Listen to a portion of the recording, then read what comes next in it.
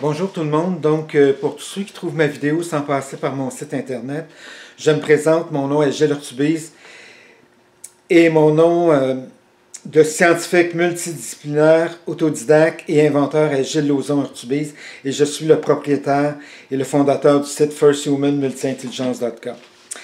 Donc, le titre de la vidéo est « Comment est née notre galaxie, la Voie lactée et son évolution jusqu'à présent » et ceci est la partie 11, qui suit la partie 10, et qui retourne, et donc, cette vidéo est faite à partir du suivi d'un article c'est le suivi du texte d'avant, qui est dans l'article Les trous noirs 4 de 4, et donc, et qui poursuit avec le paragraphe 17.22.4. Par hypothèse, quels sont les nouveaux objets de notre galaxie qui sont nés au même moment de la naissance de notre Voie lactée? Les réponses potentielles les plus logiques jusqu'à présent sont celles qui suivent. Donc, paragraphe 17.22.4.1. Ils sont considérablement nombreux compte tenu du fait qu'ils ont réussi à former 4 bras imposants et longilignes d'environ 100 000 années-lumière de longueur. Et, paragraphe suivant, 17.22.4.2.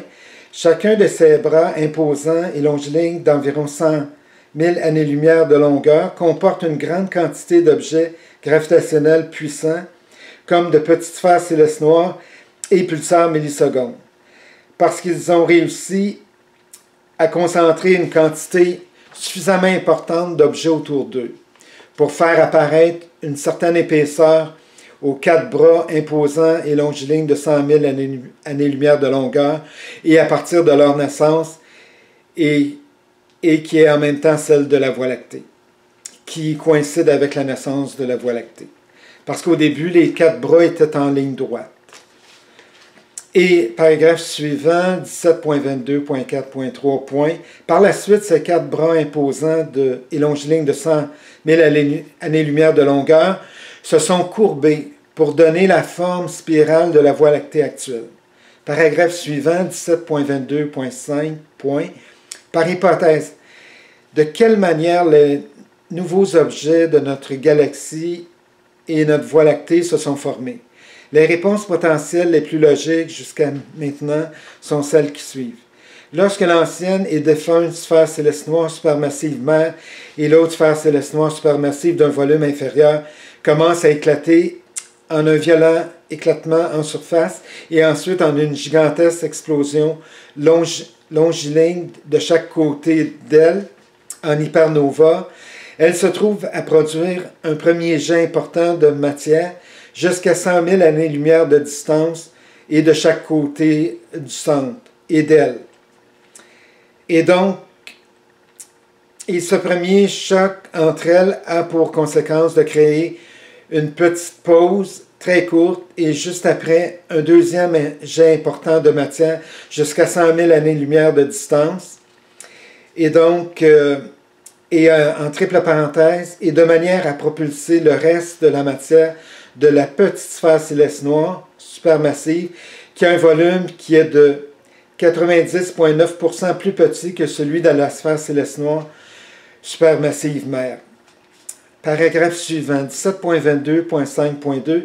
Ensuite, et à la suite de la propulsion du reste de la matière de la sphère céleste noire supermassive plus petite et d'une quantité de matière plus ou moins équivalente à celle de la matière, à celle de la sphère céleste, à celle de la matière, donc, est plus ou moins équivalente à celle de la matière qui provient de la sphère céleste noire supermassive mère, la gigantesque explosion longiligne de chaque côté d'elle en hypernova cesse, forcément parce que là, lorsque la petite sphère céleste noire supermassive est complètement transformée en débris, ben, elle ne peut plus produire de nouveaux débris et ça a pour conséquence que la sphère céleste noire mère supermassive, elle arrête de se défragmenter et elle referme sa plaie pour devenir la sphère céleste noire supermassive fille qui est l'actuelle sphère céleste noire du centre supermassive du centre de la Voie lactée. En ayant pour conséquence de transformer le reste de la matière de la sphère céleste noire supermassive en une structure sphérique qui se referme rapidement sur elle-même, compte tenu du fait que la vitesse de rotation interne et de surface des sphères célestes noires supermassives ou de masse inférieure est égale ou supérieure à 716 rotations par seconde. Donc, c'est facile de comprendre qu'avec une telle vitesse de rotation, elle cesse immédiatement de se fragmenter parce que la plus petite des deux est complètement disparue et en débris et objets plus petits qu'elle. Et donc, à ce moment-là, elle se referme et d'avoir pour conséquence de permettre la formation et la naissance très rapide de notre petite sphère céleste noire supermassive Phi, qui est toujours celle du centre de notre galaxie, la Voie lactée. Et 17.22.5.3, par la suite, ces deux jets importants de matière, jusqu'à 100 000 années-lumière de distance, ils ont pour conséquence de produire les bras imposants et longilignes de 100 000 années-lumière de longueur, qui sont naturellement droits au moment de leur naissance. Donc, ça suffit pour cette vidéo et je vais poursuivre dans une prochaine vidéo et dans la partie suivante. Donc, merci et bonne journée.